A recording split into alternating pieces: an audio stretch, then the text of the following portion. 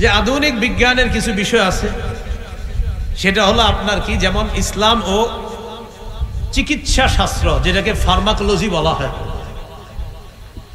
এই যে চিকিৎসা শাস্ত্র, যিনি ফার্মাসিস্ট, ঔষধ প্রস্তুতকারক, তিনি কি করেন, গাছ পাতা তরু লতার বৈশিষ্ট্য এবং পরিমাণ নিয়ে চিন্তা করে ওষুধটা বানায়। বৈশিষ্ট্য প্রপার্টিজ, আর হলো আপনার পরিমাণ কোয়ান্টিটিস, এই দুইটা বিষয় নিয়ে চিন্তা করে কতটুকু দিবে, কি পরিমাণ ঔষধে দিবে, এটা ফার্মাসির যিনি ওষুধ প্রস্তুতকারক তৈরি করে তিনি এটা চিন্তা করে। তো দেখি আল্লাহ কি করেন। সূরা হিজরের 21 নম্বর আয়াতে আল্লাহ বলেন, ওয়া ইম মিন শাইইন ইল্লা ইনদানা খাযাইনু ওয়া মা নুনাজ্জিলুহু ইল্লা বিকদারিন মা'লুম। সারা পৃথিবীর সব কিছুর খাজানা আমি আল্লাহর কাছে, গাছপালা তরু লতা, চিকিৎসা বিজ্ঞানে তোমরা যা গবেষণা করে ঔষধ বানাও, কি পরিমাণ আর কি বৈশিষ্ট্য হবে, সব খাজানা আমার কাছে। এই খাজানা থেকে পরিমাণ অনুযায়ী আমি আল্লাহ নাজিল করি। তো চিকিৎসা বিজ্ঞান সেটাও বলেন, বলতে হবে কোরআন থেকে নিছেন। যদি বলেন হুজুর এই যুগে আমরা বানাইছি, না, কোরআন তো আল্লাহ ১৫০০ বছর আগে দিয়েছেন, তো এটা কিভাবে আপনি এখন বলেন? এরপরে আপনি বলবেন টেকনোলজি, প্রযুক্তি। প্রযুক্তি বা টেকনোলজি যেটা আমরা বলি, সেটার মধ্যে আপনার আছে ওর টেকনোলজি, কাঠ প্রযুক্তি, ইলেকট্রিক্যাল টেকনোলজি, বৈদ্যুতিক প্রযুক্তি, মেকানিক্যাল টেকনোলজি। আপনার মেকানিকরা যে কাজ টাজ করে এই প্রযুক্তিগুলা, কেন আপনি বলবেন হুজুর প্রযুক্তির কথা আছে কিনা কোরআনে? হ্যাঁ আছে, সূরা হাদীদের 25 নম্বর আয়াত। আল্লাহ বলেন, ওয়া আনজালনাল হাদিদা, আমি লোহা নাজিল করলাম, ফিহি বাসুন শাদীদ, লোহার মধ্যে কঠিন শক্তি, ওয়া মানাফিউ লিন-নাস, আর মানুষের জন্য বহু কল্যাণ আমি আল্লাহ রেখে দিয়েছি। কিসের মাঝে? লোহার মাঝে। আচ্ছা, এবার স্টিল টেকনোলজি, যেটা ইস্পাত প্রযুক্তি। সারা পৃথিবীতে বর্তমানে তারা এগিয়ে, যারা ইস্পাত প্রযুক্তিকে কাজে লাগাচ্ছে, এটা স্টিল টেকনোলজি।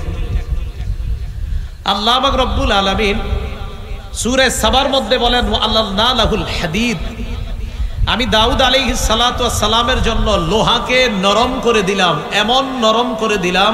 সূরা আম্বিয়ার 80 নম্বর আয়াতে আল্লাহ বলেন, ওয়া আল্লামনাহু সানআতা লাবুসিল লাকুম, আমি দাউদ আলাইহিস সালাতু ওয়াস সালামকে শিক্ষা দিলাম তোমাদের বর্ম তৈরি করার কারুকার্য আর পদ্ধতি, কিভাবে লোহা দিয়ে বানাবে, এই বিদ্যা আমি দাউদ নবীর শিক্ষা দিয়ে দিয়েছি। যেই যুগে আল্লাহ লোহা দিছে, ওই যুগে তারা শুধু মনে করতো এটা দ্বারা তরবারি হয়। এখন গবেষণা করতে করতে আল্লাহ পাক রব্বুল আলামিন বলেন যে এখন তোমরা গবেষণা করতে করতে এগিয়ে যাচ্ছ, কিন্তু আমার সৃষ্টি যেটা আমি এত 1000 বছর আগে করলাম, সেটা নিয়ে গবেষণা করেই কিন্তু তোমরা আগাচ্ছ। যদি কৃতিত্ব দিতে হয় তো আমার রবকে দিতে হবে। ইলেকট্রিক্যাল টেকনোলজি, যেটা আপনার বৈদ্যুতিক প্রযুক্তি, দেখেন আপনি যত প্রযুক্তি বলবেন সব এরা গবেষণা করতেছে কোত্থেকে? আল্লাহ খনিজ পদার্থের কথাও কোরআনে বলছেন, তো সেখান থেকে আপনি এটা। এরপরে জিওলজি, প্রাণীবিদ্যা, হ্যাঁ এটা নিয়ে পরে অনেকে। সূরা গাশিয়ার 17 নম্বর আয়াত, খতিব সাহেবরা প্রায় জুমার দ্বিতীয় রাকাতে এই আয়াত সূরাগুলা পড়ে। আপনার সূরা গাশিয়াটা প্রায় দ্বিতীয় রাকাতে পড়ে দেখবেন, আফালা ইয়ানজুরুনা ইলাল ইবিলি কাইফা খুলিকাত, তারা কি ওটের দিকে দেখে না কিভাবে এই ওটকে সৃষ্টি করা হয়েছে? জিওলজি বা প্রাণীবিদ্যা যারা এটা নিয়ে পড়াশোনা করে, তাদের কাজ, তারা চিন্তা ভাবনা করে জিরাফের গলা লম্বা কেন, আরেকটার গলা ছোট কেন, ওটের পা এত লম্বা কেন, গরুর পা এটার তুলনামূলক আরেকটার চেয়ে বেশি কম কেন, এটা নিয়ে চিন্তা করে। তো আল্লাহ তো বলেই দিয়েছেন, এরা কি ওটের দিকে লক্ষ্য করে না? ওট নিয়ে গবেষণা করে না যে এটা কিভাবে বানানো হলো? যদি বলেন প্রাণীবিদ্যা আমাদের আবিষ্কার, না, রব 1500 বছর আগে বলছে ওটের দিকে চিন্তা করে দেখো না এটা কিভাবে বানাইলাম। অতএব প্রাণীবিদ্যার কৃতিত্ব যদি দিতে হয় আমার রবকে দেন। এটা জিওলজি। এরপরে আসেন যেটা ছাত্ররা পড়াশোনা করেন আপনারা, কেমিস্ট্রি, ফিজিক্স, এ তো রসায়ন বিদ্যা আর পদার্থবিদ্যা। আচ্ছা, রসায়ন বিদ্যার কাজ কি? সকল বস্তুর অংশ ও উপাদানের কার্যকারিতা সম্পর্কে জ্ঞান লাভ করা, উপলব্ধি লাভ করা। ফিজিক্সের কাজ কি? কোন বস্তুর কার্যকর শক্তির সুশৃঙ্খল অধ্যয়ন করা, এটা ফিজিক্সে আপনারা এটা করেন। যাই হোক, তো রসায়ন যেটা কেমিস্ট্রির কাজ কারবার, এই রসায়ন বিদ্যা এটা নিয়ে যদি আমরা গবেষণা করেন, এখন ছাত্রদেরকে আপনি পড়াইতেছেন বসে বসে রসায়ন বিদ্যা, কথার কথা। এখন রসায়ন বিদ্যা পড়াচ্ছেন আর সামনে একদল পর্দানিসীন মেয়ে বসা, আর বললেন, শোনো, আমি তোমাদের বাবার মতো, তোমরা আমার মেয়ের মতো, তোমাদের মুখ ঢাকতে হবে না। আর আমি পড়াচ্ছি কি, কথার কথা, রসায়ন বিজ্ঞান। রসায়ন বিজ্ঞান বলছে নারীদের মধ্যে সৃষ্টিগতভাবে আল্লাহ একটা অ্যাসিড দিয়েছে বা অম্ল দিয়েছেন, পুরুষদের মধ্যে আল্লাহ জন্মগতভাবে একটা অ্যালকালি দিয়েছে তাদের মধ্যে। নারীদের এই অ্যাসিডিকের কারণে, অম্লের কারণে তারা টকের প্রতি বেশি আসক্ত হয়। পুরুষদের মধ্যে ওই অ্যালকালি বেশি থাকার কারণে তারা মিষ্টির প্রতি বেশি আসক্ত হয়। রসায়ন বিদ্যা প্রমাণ করে নারীর ওই অ্যাসিড আর পুরুষের অ্যালকালি উভয়ের প্রতি আকর্ষণ সৃষ্টি হয়। এটা রসায়ন বিদ্যায় শিক্ষা দিচ্ছে। আর এটা আপনি নিয়ে বলতেছেন তোমরা আমার মেয়ের মতো, আমি তোমার বাবার মতো। আর বিদ্যা বলছে না, সে তোমার মেয়ে না, তুমি তার বাবা না, তার প্রতি তোমার আকর্ষণ আছে এবং তার অন্তরেও তোমার প্রতি আকর্ষণ হতে পারে, অতএব পর্দা করা ফরজ।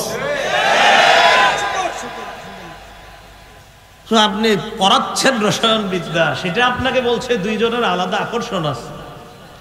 তো আপনি আকর্ষণ আছে, এটা তো আপনার বিদ্যা আপনাকে বলে দিচ্ছে। এখন কোরআন বললাম না রসায়ন বিদ্যার কথা, এটা বিদ্যা বলে দিচ্ছে। হ্যাঁ, এবার কোরআনে রসায়ন বিদ্যার কথা আছে কিনা, এটা হলো কথা।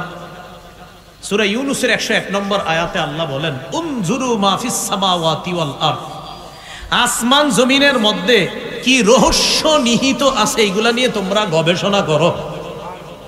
এটা আল্লাহ পাক রব্বুল আলামিন বলে দিয়েছেন। আলোচনাগুলা এতটুকু বুঝে থাকলে আপনারা বলেন, কোরআন সুন্নাহ শুধু পর্দা করতে বলে? কোরআন সুন্নাহ কি শুধু বলছে যে নারী পুরুষের প্রতি আলাদা আকর্ষণ আছে, আর পুরুষের প্রতি নারীর আকর্ষণ, এটা কোরআন সুন্নাহ শুধু বলছে, না আপনার বিজ্ঞানও বলছে? এটা বুঝে থাকলে আমাদের এই কথা স্পষ্ট হয়ে গেল যে দুই জাতি একদল আরেক দলের প্রতি আকর্ষণ সৃষ্টি হওয়া, এটা জন্মগতভাবে, এটা স্বভাবগতভাবে। অতএব এই বিষয়টা আমরা সকলে মেনে নিব। আমরা ইসলাম ধর্ম যারা বিশেষ করে পালন করি, চাই আমি মাদ্রাসায় পড়ি, স্কুল কলেজ ইউনিভার্সিটি যেখানে পড়ি, অন্তত এটা স্বীকার করব এক শ্রেণীর প্রতি আরেক শ্রেণীর আকর্ষণ যেহেতু আছে, এই জন্য উভয় শ্রেণীকে আল্লাহ পর্দার বিধান দিয়েছেন। এখন কোরআন কি বলে দেখি আমরা। সূরা আহজাবের 36 নম্বর আয়াতে আল্লাহ বলেন, ওয়ামা কানা লিমুমিনিন ওয়ালা মুমিনাতিন ইযা কাদাল্লাহু ওয়া রাসূলুহু আমরান আইয়াকুনা লাহুমুল খিয়ারাতু মিন আমরিহিম। কোন মুমিন পুরুষ আর কোন মুমিনা নারীর জন্য উচিত না আল্লাহ আর তার রাসূল কোন সিদ্ধান্ত দেওয়ার পর তাদের এটা গ্রহণ করা না করার ইচ্ছাধিকার থাকাটা উচিত না। আবার বলছি, আল্লাহ সিদ্ধান্ত দিছে, নবী দিছে, কোনো মুমিন নারী পুরুষের জন্য এই স্বাধীনতা নাই আমি এটা গ্রহণ করতেও পারি নাও পারি না।